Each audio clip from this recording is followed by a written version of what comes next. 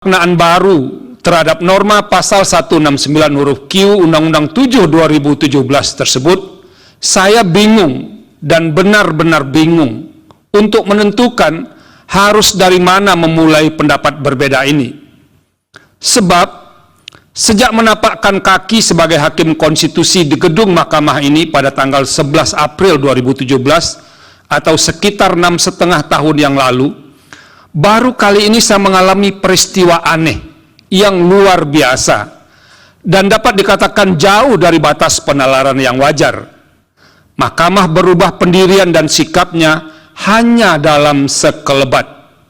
Sebelumnya dalam putusan Mahkamah Konstitusi nomor 29 5155 tahun 2023, Mahkamah secara eksplisit, lugas dan tegas menyatakan bahwa ihwal usia dalam norma pasal 169 huruf Q Undang-Undang 7 2017 adalah wewenang pembentuk undang-undang untuk mengubahnya. Padahal sadar atau tidak, ketiga putusan tersebut menutup ruang adanya tindakan lain selain dilakukan oleh pembentuk undang-undang. Apakah Mahkamah pernah berubah pendirian?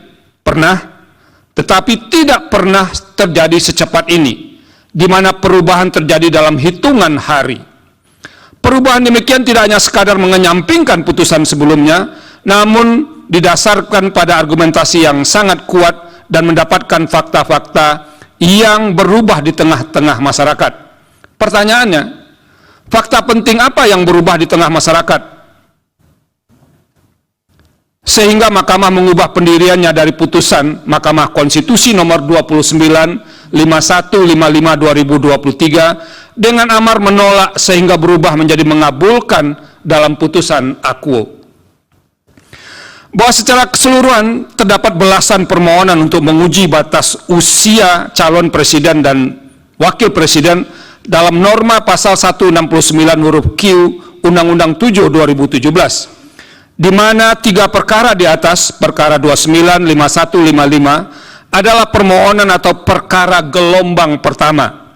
Dari belasan perkara tersebut, hanya perkara gelombang pertama ini yang diperiksa melalui sidang pleno untuk mendengarkan keterangan pihak-pihak sebagaimana dimaksud dalam pasal 54 Undang-Undang MK, yaitu Presiden dan DPR. Selain itu didengar pula keterangan pihak terkait, ahli pemohon dan juga ahli pihak terkait. Ketika rapat permusyawaratan hakim atau RPH untuk memutus perkara nomor 295155 tahun 2023 pada tanggal 19 September 2023, RPH dihadiri oleh 8 hakim konstitusi, yaitu Hakim Konstitusi Saldi Isra, Hakim Konstitusi Arif Hidayat, Hakim Konstitusi Manahan MP Sitompul, Hakim Konstitusi Soehartoyo, Hakim Konstitusi Wahidudin Adams, Hakim Konstitusi Eni Nurbaningsih, Hakim Konstitusi Daniel Yusmik Pevoeh, dan Hakim Konstitusi M. Guntur Hamzah. Tercatat, RPH tanggal 19 September 2023 tersebut tidak dihadiri oleh Hakim Konstitusi dan sekaligus Ketua Mahkamah Konstitusi Anwar Usman.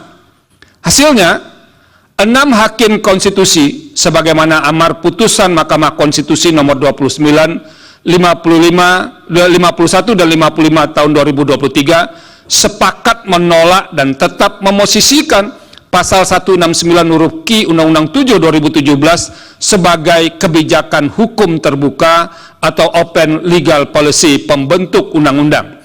Sementara itu, 2 hakim konstitusi lainnya memilih sikap berbeda atau dissenting opinion.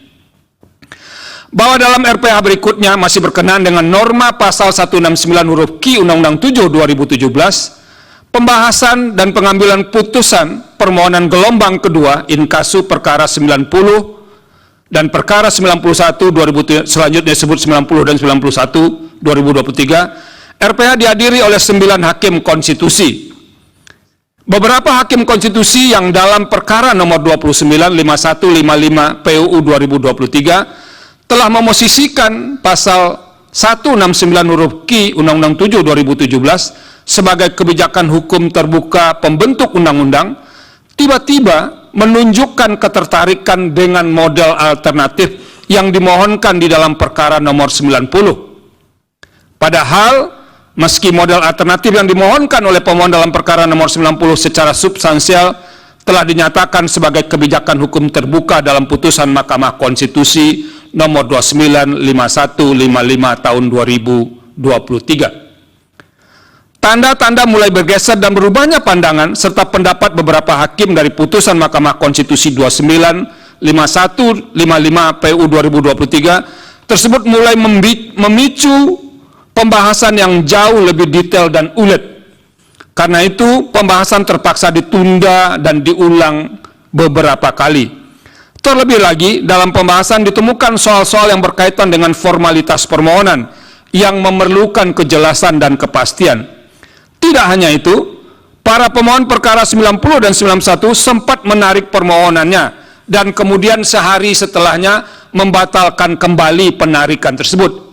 Dengan adanya kejadian tersebut, tidak ada pilihan lain selain Mahkamah harus mengagendakan sidang panel untuk mengonfirmasi surat penarikan dan surat pembatalan penarikan kepada para pemohon.